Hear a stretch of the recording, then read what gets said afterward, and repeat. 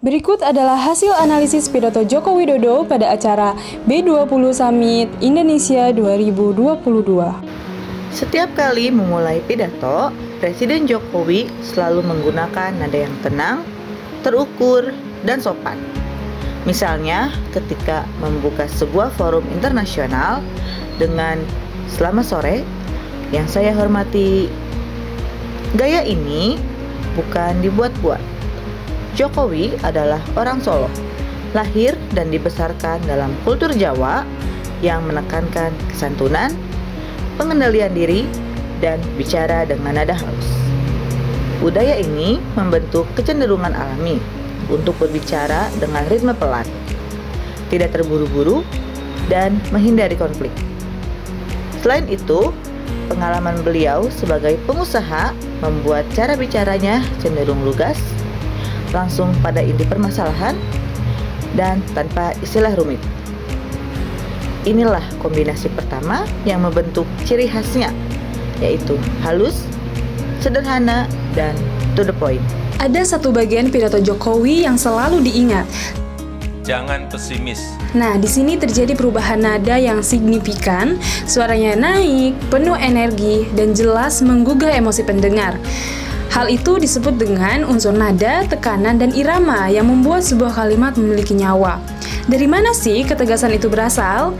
Jawabannya ada di perjalanan hidup dari Jokowi, di mana beliau tumbuh dari keluarga sederhana, pernah mengalami kesusahan, pernah jadi pedagang kecil, dan kemudian menjadi seorang pengusaha. Orang yang dekat dengan dunia usaha terbiasa menghadapi masalah secara realistis dan berani mengambil risiko. Kalimat "jangan pesimis" bukan sekedar motivasi, itu adalah cara hidup. Intonasi tegasnya adalah bentuk nyata dari keyakinan pribadi yang ingin ia tulari ke pendengarnya. Jika masuk ke angka mode analitis aktif, perhatikan bagaimana suara beliau berubah saat menyebut nada. Masih tumbuh 5,44%, lebih kuat lagi di 5,72%. Nada bicara beliau menjadi lebih datar, tenang, dan stabil. Tidak ada dramatisasi, tidak ada penekanan emosional. Dalam hal psikolinguistik, gaya ini menunjukkan dominasi otak kiri, bagian yang bekerja untuk logika, angka, dan struktur formal. Hal ini sangat cocok dengan latar belakang beliau sebagai lulusan teknik kehutanan yang terbiasa berpikir sistematis dan berbasis data. Gaya bicara seperti ini membuat informasi terasa lebih kredibel, jelas, dan mudah dicerna audiens internasional. Salah satu ciri khas Jokowi adalah penyampaian yang terstruktur.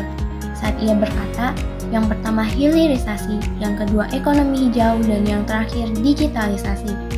Ia menggunakan pola bertahap yang mudah untuk diikuti. Ini teknik komunikasi yang sangat efektif dalam menyampaikan ide kompleks. Kerapihan struktur ini lagi-lagi dipengaruhi oleh dua hal. Pertama, pendidikan teknik yang menekankan sistematika, dan kedua, pengalaman sebagai pengusaha yang terbiasa membuat presentasi singkat, jelas, dan berbasis solusi. Beliau juga sering memberikan jeda pendek setiap menyelesaikan satu poin. Dalam psikolinguistik, jeda ini memberi kesempatan otak pendengar untuk memproses informasi. Hasilnya, pesan terasa lebih kuat dan mudah diingat. Masuk ke bagian penutup, gaya bicara beliau kembali berubah. Nada suara menurun, lebih lembut dan terasa penuh empati. Saat berkata, yang kecil-kecil jangan ditinggal, yang mikro harus dibantu. Beliau tidak hanya menyampaikan kebijakan, tapi juga menunjukkan kepedulian. Bahasa yang digunakan adalah bahasa afektif, bahasa yang dirancang untuk menyampaikan perasaan dan kedekatan emosional. Empati seperti ini lahir dari pengalaman panjang beliau melakukan belusukan, bertemu masyarakat kecil secara langsung, dan mendengar keluhan mereka satu persatu. Nah, karena itu ketika ia berbicara tentang UMKM atau rakyat kecil, nada bicaranya berubah secara natural, lebih hangat, lebih personal, dan lebih menyentuh. Jadi dari keseluruhan gaya komunikasinya terlihat jelas bahwa cara Presiden Jokowi berbicara terbentuk dari banyak hal, sekaligus dari budaya Jawa yang halus, dari pengalaman hidup sebagai rakyat biasa, lalu dari pendidikan teknik yang sistematis, karir bisnis yang melatih ketegasan dan kepraktisan. Lalu ada pengalaman belusukan yang menumbuhkan empati dalam diri Pak Jokowi sendiri.